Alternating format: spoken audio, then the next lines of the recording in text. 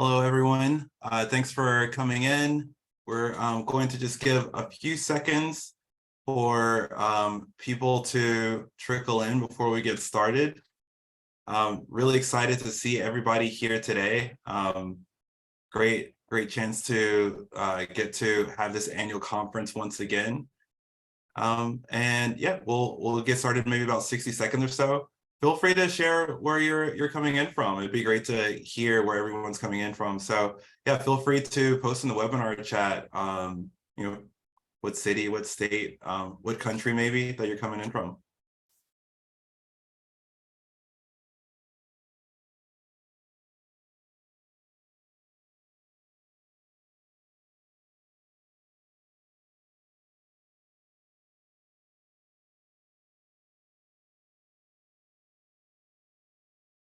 I'm seeing North Carolina, California, West Virginia, Texas. I think I even saw Wyoming somewhere. That's amazing.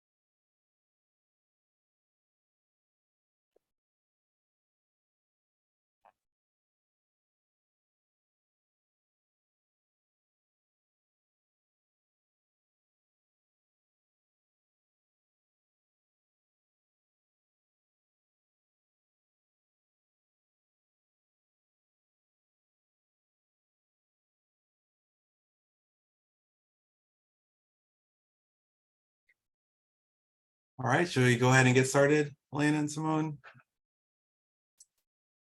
Perfect. Well, welcome again, everyone. Really great to see everyone here today.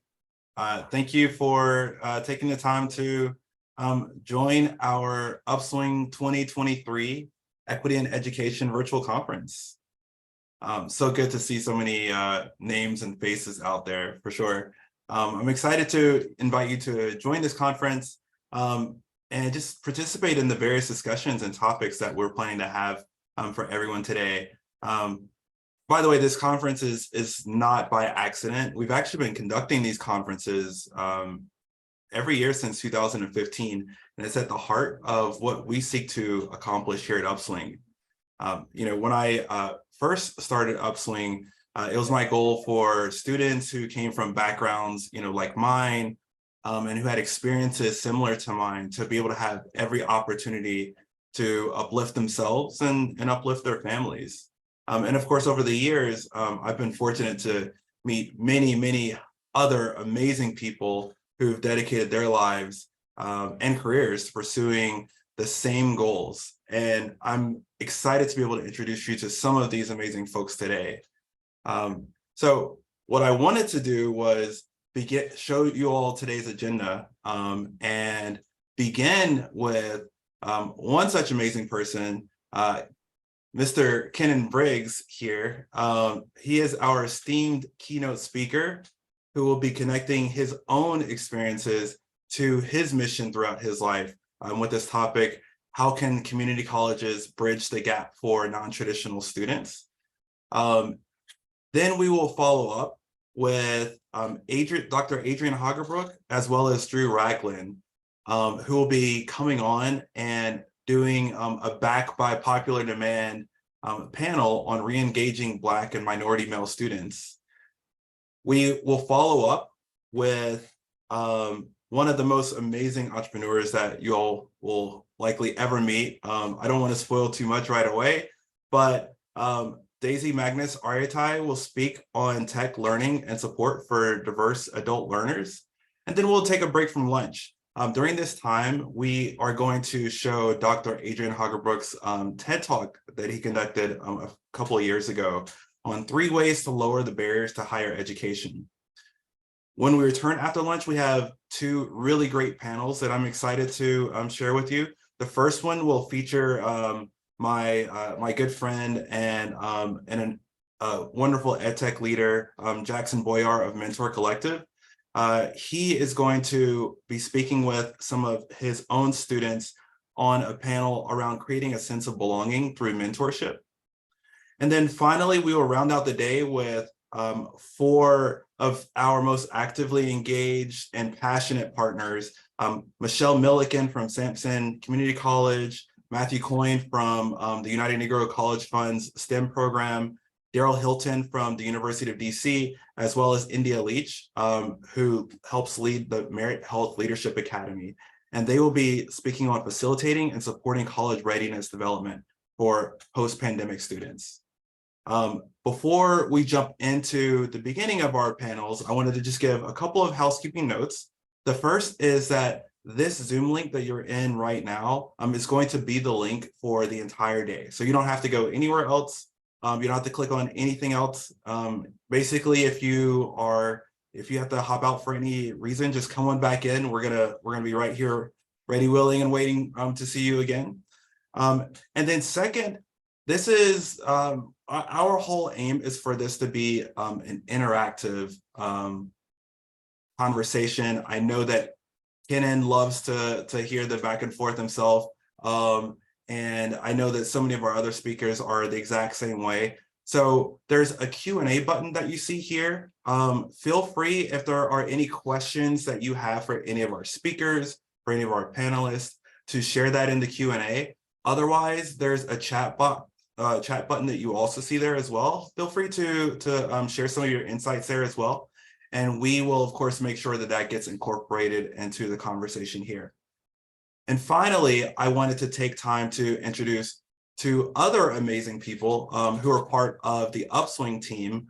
Elena Carroll, who is our our director of marketing, as well as director of product, as well as Simone, who is also on our marketing team as well. Do you all want to say hello and give everyone a little shout out?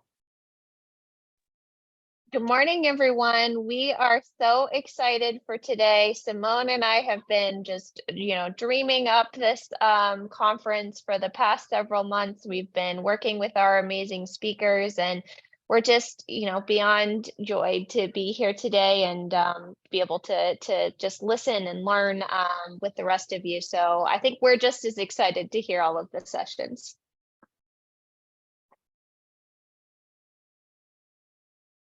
Thanks so much, you all. So without further ado, I will introduce my good friend, Kennon Briggs. So I really don't even need to give the introduction because Kennon and I go back for so long. Kennon was one of the first people that I met when we first started Upswing. At that point in time, we met way back at a Panera Bread and really broke bread over just some of the same reasons why we both got into education and why really wanting to support community colleges and supporting non-traditional students was something that was at the heart of both of where we saw our passions and careers aligning. And so it's just been a very just fortuitous and beneficial friendship over the course of those it's been 10 years, almost 10 years now, Kennon. Which is over 10 years, which is really amazing.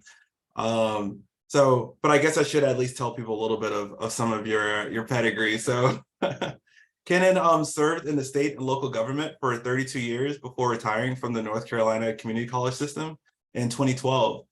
He has since served as the interim president and interim chief financial officer at 5 community colleges in the North Carolina Community College system, as well as establishing a thriving higher education consulting practice. Briggs has expertise in community college governance, policy, and financial matters, and completed 10 presidential searches for the Association of Community College Trustees. He recently served as chairman of the board of the trustees at the University of North Carolina, Asheville, and is a contract consultant with Accenture. Briggs has received numerous awards, including the Order of the Longleaf Pine in 2013. So without further ado, it is my honor and pleasure to introduce Kennon Briggs to speak on the topic, how community colleges can bridge the gap for non-traditional students. Thank you, Kennon, and welcome. Thank you, Melvin. Now, there are times I wish my parents could hear that kind of introduction, because I'm sure at a certain age they didn't think I'd ever amount to much. But good morning, everyone, wherever you may be across the country. I appreciate truly and am humbled by the opportunity to speak with you today. I've been proud for the work that Melvin, Alex, and the Upswing family has done for, as Melvin noted, a decade at least. Proud from the moment that I came involved with Upswing, from that very first meeting that Melvin and I had in Cary at a Panera. He's right. From their humble and passionate start a decade ago to the amazing education and support enterprise that Upswing has become, I'm confident that their and your support of student success and well-being has made a dramatic and lasting impact upon the lives of literally thousands of people in this country and their families through higher education. As such, I just want to begin this morning by saying simply, thank you. Thank you for who you are and for important work that you do to improve the human condition. Over the past couple of months, as I thought deeply around what I wanted to share with you today, how community colleges bridge the gap for non-traditional students, I've actually been drawn back to the days of mid-last century, back to the days and founding of the North Carolina community college system in the 1950s and 1960s. In his 2014 book, Creating Success, itself a wonderful recollection of the early days of community colleges, written in celebration of the system's 50th anniversary, Dr. Joe Westcott, a great friend and a friend of community colleges and a colleague, credited then in the 1950s and 60s State Board of Education Chair Dr. Dallas Herring as the driving force behind the establishment of the community colleges in the state of North Carolina. Dr. Westcott quotes Dr. Herring's foundational tenet of the system. And if you'll allow me a moment to do so, I'm going to share that with you. Dr. Herring said, and I quote, "The only valid philosophy for North Carolina is the philosophy of total education, a belief in the incomparable worth of all human beings, whose claims upon the state are equal before the law and equal before the bar of public opinion, whose talents, however great, however limited, or however different from the traditional, the state needs and must develop to the fullest possible degree. That is why the doors to the institutions of the North Carolina community college system must never be closed to anyone of suitable age who can learn what we teach." And Dr. Herring further said, and this is important, my friends, "We must take the people where they are and carry them as far as they can go within the assigned function of the system." So, Kennon, you may ask, what does any of this have to do with community colleges bridging the gap for non-traditional students? Well, I opine that it had everything to do with bridging the gap in the 1950s and 60s, and perhaps even more so today. Let's explore that together, shall we? The college going rate and educational attainment level in the 1950s and 60s was undeniably low, both regionally and nationally. At that time, in the 50s and 60s, in my home state of North Carolina, and I suspect throughout the entire country, the vast majority of potential students could have been classified as non-traditional. Extreme poverty, lack of access to quality public or private primary and post-secondary education for people of color, for women, folks with weak, few, or no credentialed skills to enable them to enter and participate in a burgeoning manufacturing economy or no family history of high school or post-secondary education, let alone completion, added up to millions of people being or underprepared for further education, even less so in the world of community colleges. Furthermore, technology, as we know it today, was unavailable to most of our parents, certainly mine, and even if it wasn't used consistently in an educational setting or platform. Technology tools for teaching and learning were few and far between, and were not generally accessible to the impoverished, rural and urban, employed or unemployed, veterans returning from military service, or ethnic minorities, the people who were the backbone of this country at the time and even today. Yes, they were all non-traditional students in their day, and it was certainly true in my family. I'd like to share that with you. I suppose I could argue that I was a non-traditional student. My late father grew up in poverty. He was raised on a tenant tobacco farm in very rural North Carolina. Notwithstanding the fact that the lack of resources and the necessity for my dad to farm just to survive thwarted any hopes of him advancing beyond Lafayette High School in Harnett County. He was nevertheless a disciple of education. My daddy often said to me, and it stayed with me all my life, son, get all the education you can, because it's something no one can ever take away from. My mother didn't finish high school, stopping out to marry my father. Later in life, after my parents went in opposite directions, she returned much later to pursue a high school equivalency, and then even later, obtained an associate's degree, both credentials from a community college. My mother was certainly a non-traditional student. Along the way, even, the oldest of my wife Kim's and our 3 adult daughters entered a public university in North Carolina, performed poorly, and she was not invited back for her sophomore year. So she enrolled at and attended Wake Technical Community College for a year in Raleigh, worked part-time, and was thereby prepared to return to Western Carolina University. Last year, our oldest daughter completed her baccalaureate degree from Western Carolina with honors. What about me? I'm a first-gen financial aid recipient, part-time job, whatever it took, baccalaureate and master's degree graduate from North Carolina State University.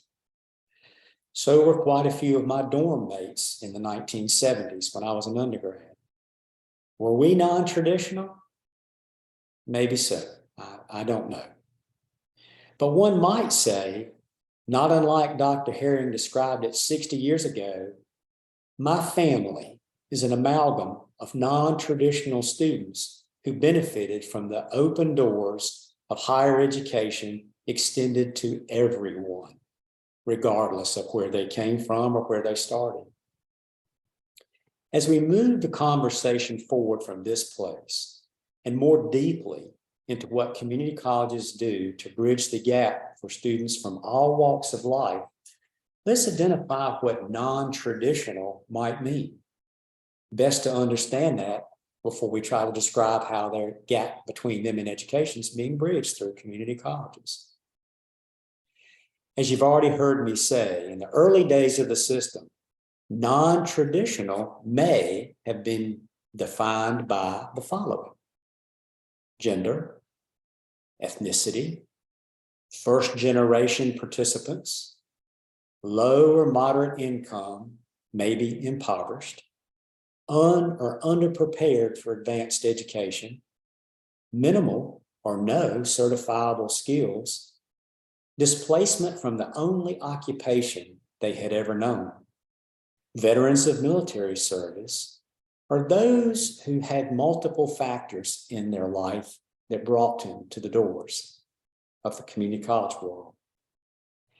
I submit to you that in many circumstances, today's community college students might be characterized in much the same ways as the potential students of yesteryear were.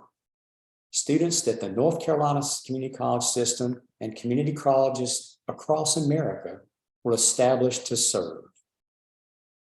I also submit, however, that bridging the gap for today's community college student may require even more concerted efforts than it once did.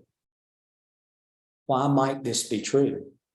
And how are community colleges and Upswing, if you will, bridging the gaps between educational opportunity and, as Dr. Herring proclaimed in the 50s and 60s, meeting people where they are and carrying them as far as they can go within the assigned function of the system. According to the American Association of Community Colleges, AACC, their publication Fast Facts 2023 reports the following demographics for community college students. In terms of age, 57% of them are younger than 22 years old, while another third are 22 to 39. In terms of gender, about 3/5 are women and 2/5 are men. What about employment status? 41%, it's reported, of full-time students work at least part-time. 38% of part-time students work full-time.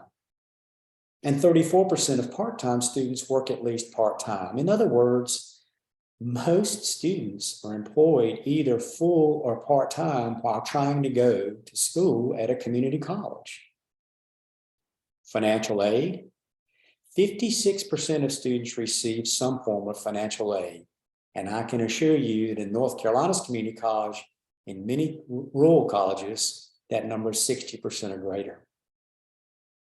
Of the students that enrolled for credit, 47% are white, 27% are Hispanic Latino, 12% are Black African American, 6% are Asian, and 1% are Native American.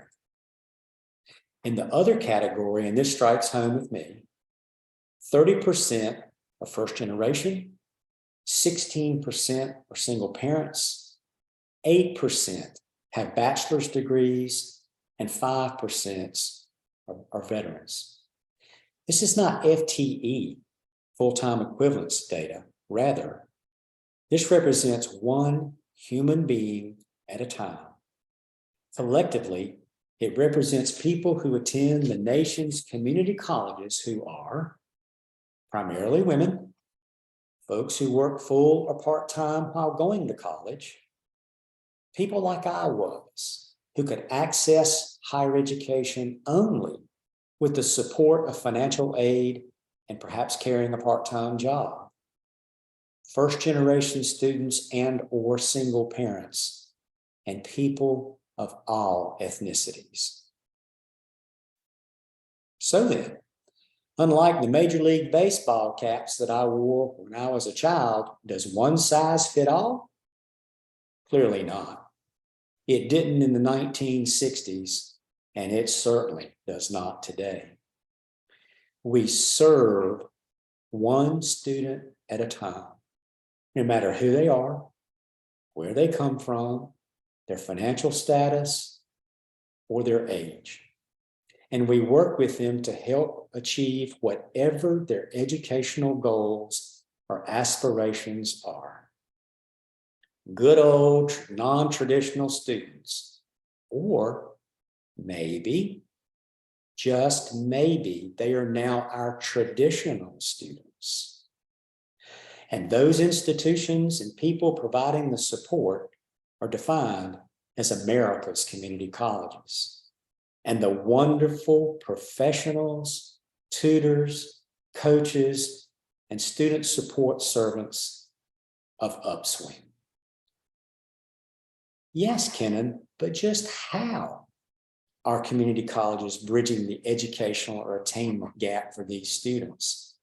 How are we making educational services and support more accessible and maybe even more affordable? That's the burning question.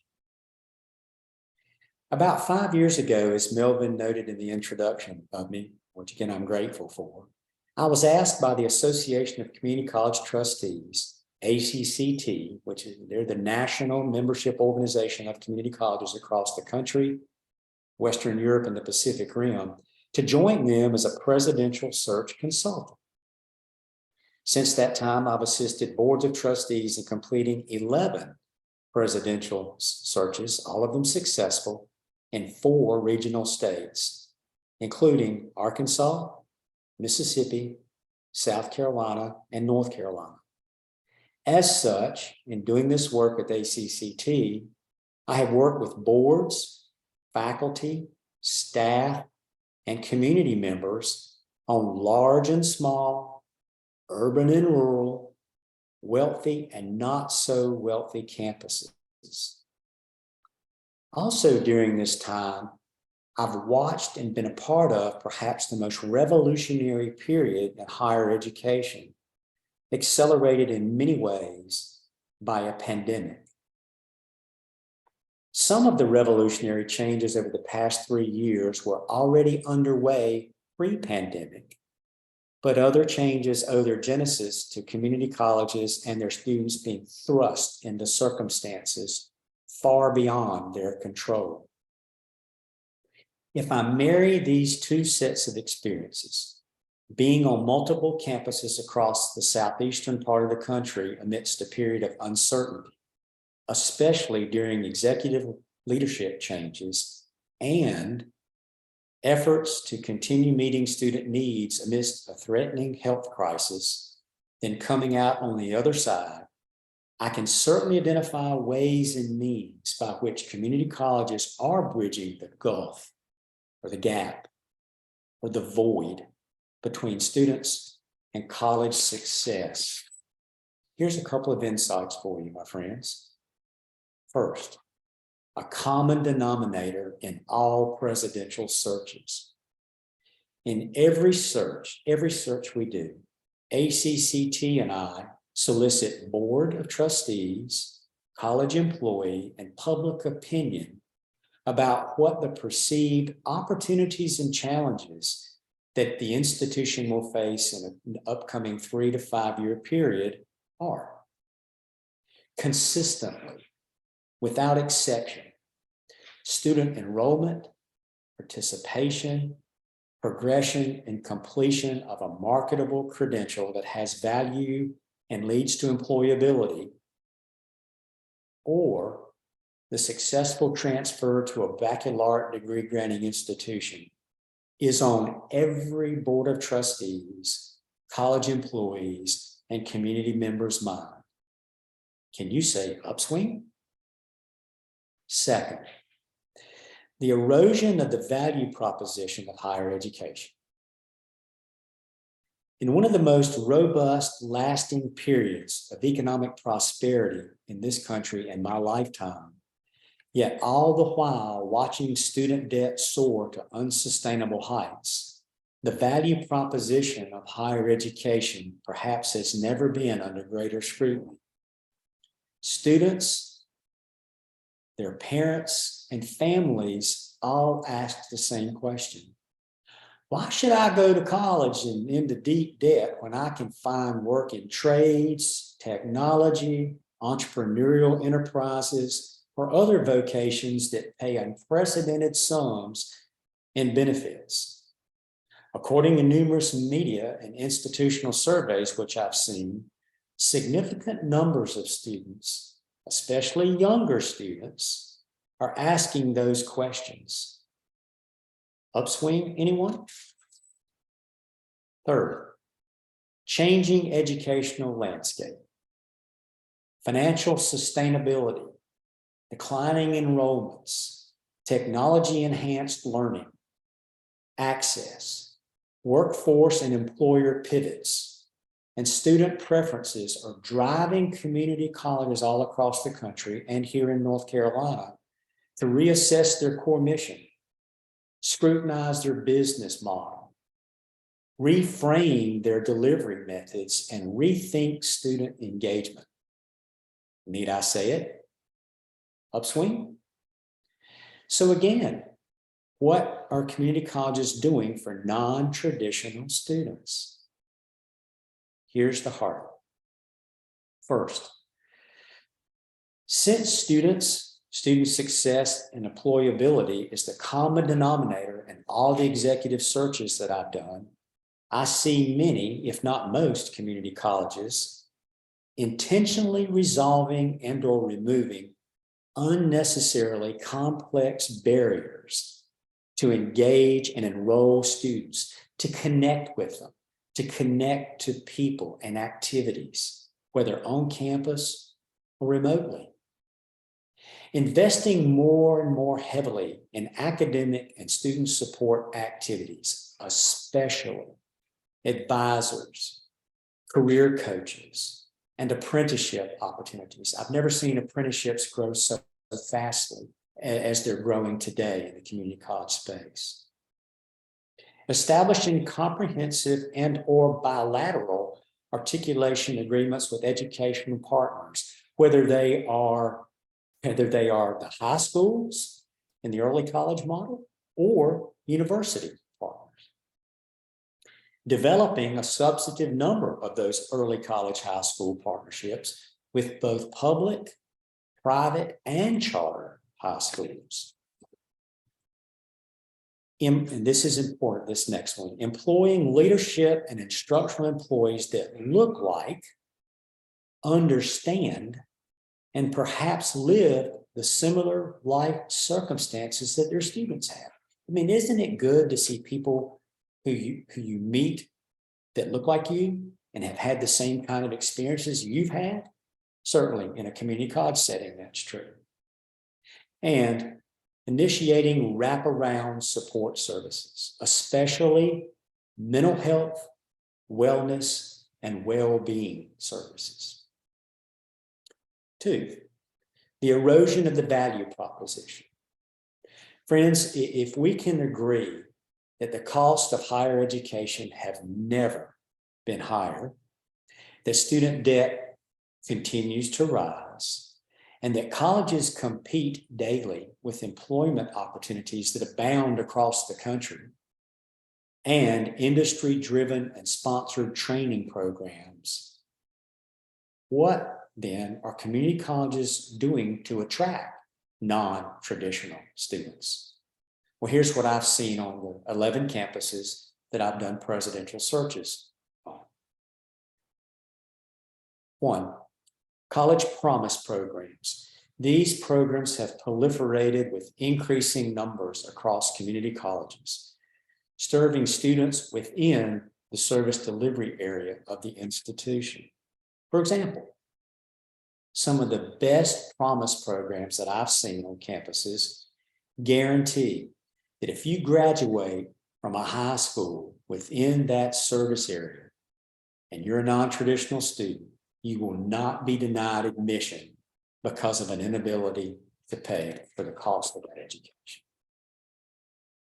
2nd, college foundations. While most community college foundations have focused historically and exclusively upon scholarships, transformational gifts, or facility naming rights, more of those foundations are pivoting to other means of support.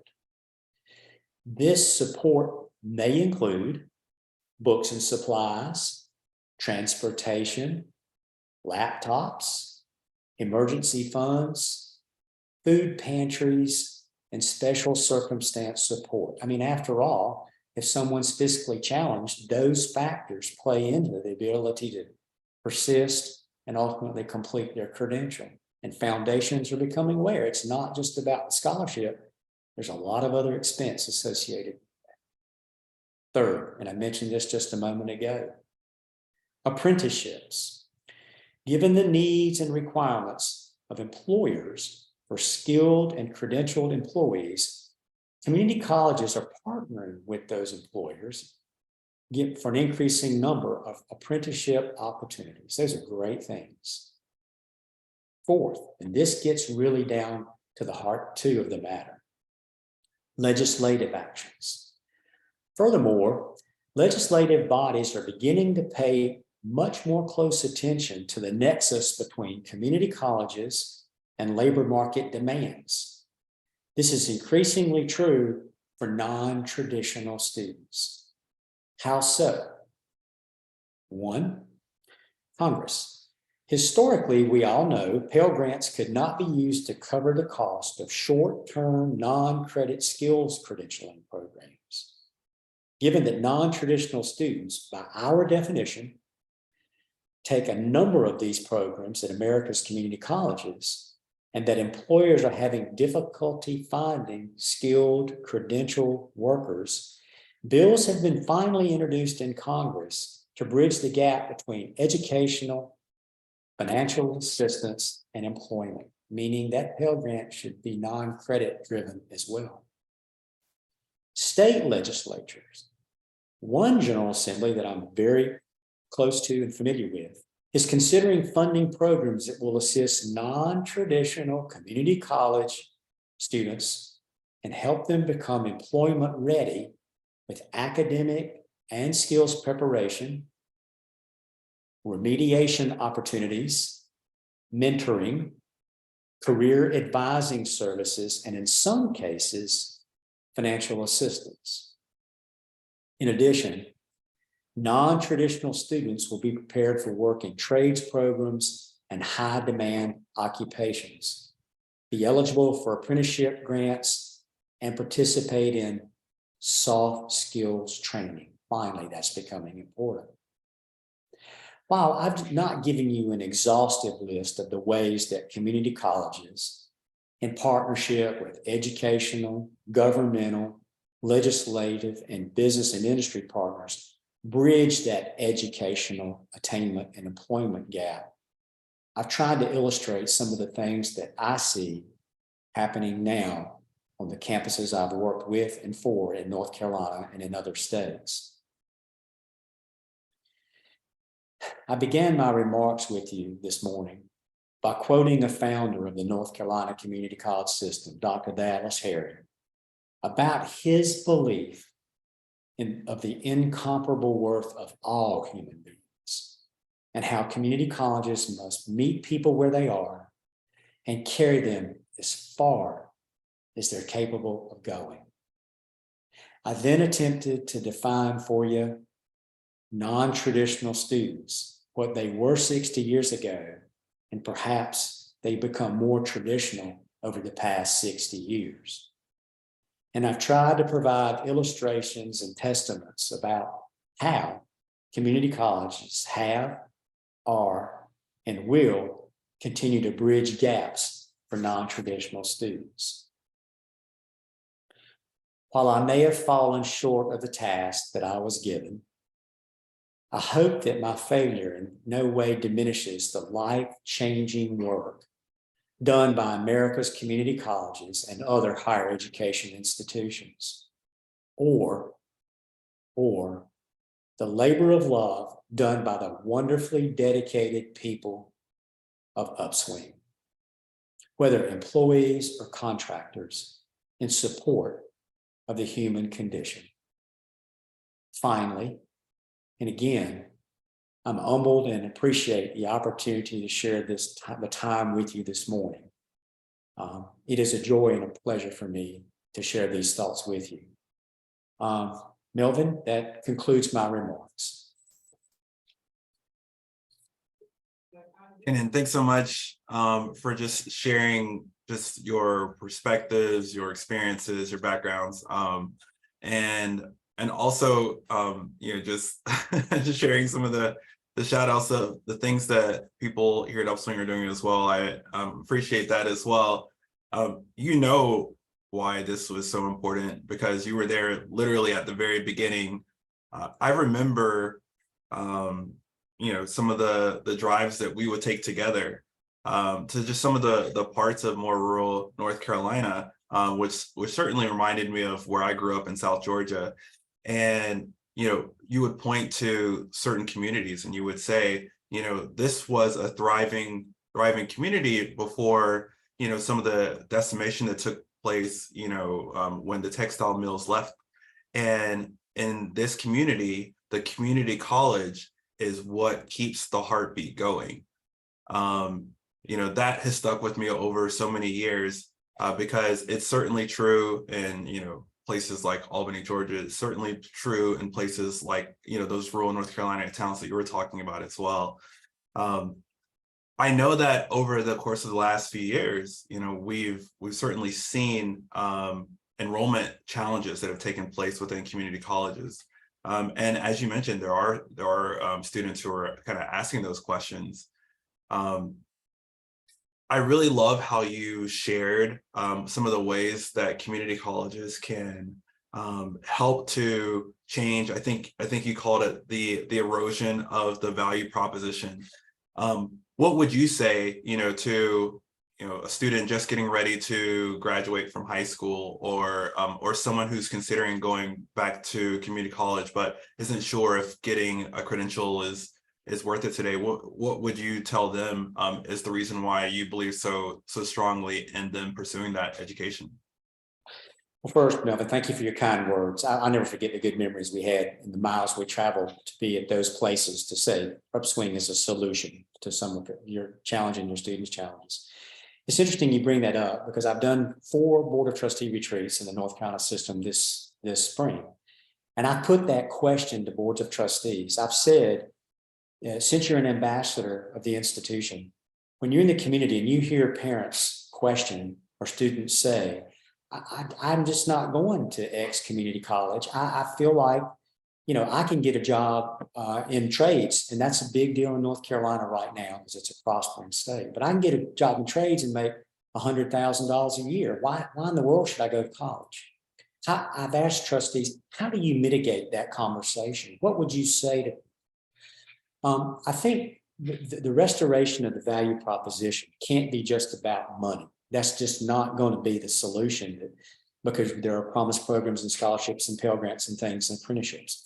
I think it has to be more about human development. It has to be much more about take the long view. Physical work won't last you forever, because like me, you'll get old one day and be Medicare eligible. But I think you will meet people, you will grow mentally and physically, you will mature, you'll make connections that you would never have made. That's true in my life. That may progress and move you to a place you never dreamed of, places you would never otherwise go. So don't let the quick money be the solution for a lifetime solution. And trustees, that's beginning to resonate with them because they're having to defend that. So I hope I haven't over-answered, but it's a real question at every community college. Absolutely. No, I think that's absolutely spot on. And, if I would even chime in to add some of my personal experiences, I remember having that same question, with my family, especially, education costs have certainly gotten higher now, but back then they were considered high. And I remember, being told that, look, you can lose your job, right? You can, become disabled. You can, lose a lot of the things that are quick wins. But one thing that no one can take away from you is that credential. That's something that you will have for life. And that was one of the big kind of reasons that helped me to rethink about how I thought about education as well. And so I certainly agree with you there as well. That makes a lot of sense. I also saw another question that said, as a working parent, I feel so keenly the struggle for getting an education while balancing childcare. Do you have examples of community colleges that you've worked with that have supported childcare for their students who are also parents of young children? Thank you for that question. 2 answers. I'll try to be succinct and do this with alacrity and dispatch. Many community colleges in the North Carolina system, I've observed, it's a financially losing proposition, and they have closed their child care centers because they couldn't sustain them. But after doing so, they realized, there are people who will not participate. They cannot access higher ed without that assistance. And so they restored them, or some form thereof, and staffed them with students and faculty and other kinds of things to make that work, because it affected so much their students' opportunities for success. So I've seen it go from all 58 to just a few, and some are coming back. The other thought, Melvin, I do believe that because of the high demands from so many employers now, they're having to redefine what work really means or how it gets accomplished. And legislatures are saying we have to step in a little bit and help these community colleges, especially in North Carolina and in the South, which I'm most familiar with.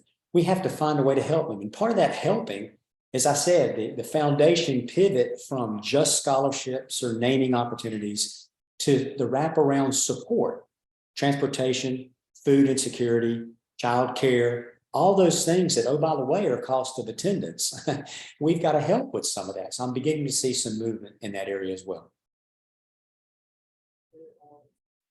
That's really good to hear as well. You know, I'm happy that you mentioned that focus on wraparound supports, because I think a lot of times, you know, in earlier years, there was this idea that, you know, especially maybe among some people that were instructors, that, you know, our role is to provide, you know, the lessons, the teaching, and it's the students' responsibility, or if they really cared enough, it would be their responsibility to figure out how to receive that. And I think that what we've learned, certainly through the pandemic, but even beyond that, is that there are just, particularly with regards to non-traditional students, there are so many circumstances. And when all those different strings start pulling at you little by little, the one thing that a lot of them reach to try and get just some sort of breath or sanity is the decision to perhaps decide that, you know, pursuing their educational career isn't the best one. And unfortunately, that's something that's a short-term perhaps gain at the risk of long-term progress. And so the focus on those wraparound supports, and obviously having to figure out how to do that in a way that is financially viable to the community colleges is so key. Absolutely. Totally agree. I saw one question come in, someone saying, can you repeat the quote about taking a person as far as they can go? Yeah, it's so important. If I may. Sure. Dr. Herring, and I'll do this also quickly, but it's important to know this. Dr. Herring was from Duplin County, North Carolina, a very poor rural county, not too far from where I live now. Kim and I live now. But Dr. Herring was a believer in the value of every human being, no matter where they came from. And he knew as chairman of the State Board of Education at the time, he was, that there were a lot of poor folks in rural North Carolina. That didn't make any difference to Dr. Herring. It was even more important to meet those people where they are, most of whom hadn't completed college, high school, had to drop out, stop out to work, like my dad, had to farm to survive. But Dr. Herring said, we must never close the doors, keep them open and accessible, but we need to meet people where they are and carry them as far as they're capable of going within the assigned mission of the system. Community colleges weren't baccalaureate degree granting, they were skills imparting. We began as industrial education centers and more into full service community colleges. So that meeting them where they are and taking them as far as they can going, he said and convinced the General Assembly, the state needs these people. We need these people to be good, productive citizens in our state. So thank you for that, because that one stays dear to our hearts in the North Carolina Community College world. Absolutely, absolutely. Thanks for answering that. And then one last question before we let you go. This question is from Timothy Robinson. How can community colleges better develop relationships with companies and businesses for hiring? These are so diverse in some cities. Some cities tend to focus on one or two companies. What strategies can you recommend? Absolutely. I'm glad. Thank you for that one. In every presidential cert, one of the things that I'm asked by boards, community members, and faculty and staff to put in the presidential profile, which is the public statement of what the college is looking for in its next leader. But in every situation, it's a community engagement with business and industry. Not the same old, but the mom and pop shops, the startups, some that are young and fledgling, some that want to grow. So the new president is expected nowadays to get out and network and say, do you have a place to try one of our students? The apprenticeship model I mentioned, if you will. Take this student and take what we've tried to impart with them and try them. And building that sort of relationship that for many years was taken for granted. I've really seen a resurgence of that. Now, listen, I did a search in Raymond, Mississippi, which goes from Jackson to Vicksburg. I mean, it's a big service area. I did a presidential search in Raymond's in the middle of nowhere. I did a search in Bentonville, Arkansas, the world headquarters of Walmart, Tyson Foods, and J.B. Hunt. I did a search in York, South Carolina, and in rural North Carolina, Halifax County. The message is the same no matter where they are. We need to connect with those who will employ our students. We're the nexus between education and employment. So let's get out there and make those connections and establish those partnerships. Mr. Briggs, it's always a pleasure. It is, Thank you Mr. so Hyde. much for your time. Always good to catch up with you, and thank you so much for sharing your insights today. Glad to do it. And again, Melvin, I mean it sincerely. Thanks to you and Alex and all the Upswing team for what you do, everything you do every day for people. I appreciate it. Thank you. Thank you. Thank you for trailblazing the path over all these years as well. Amen. So we will reconvene in 8 minutes, and at that point in time, we will have both Dr. Adrian Hagerbrook as well as Drew Ragland to speak about supporting and enrolling students of color and male minority students. So we'll see you all back here in 7 or 8 minutes.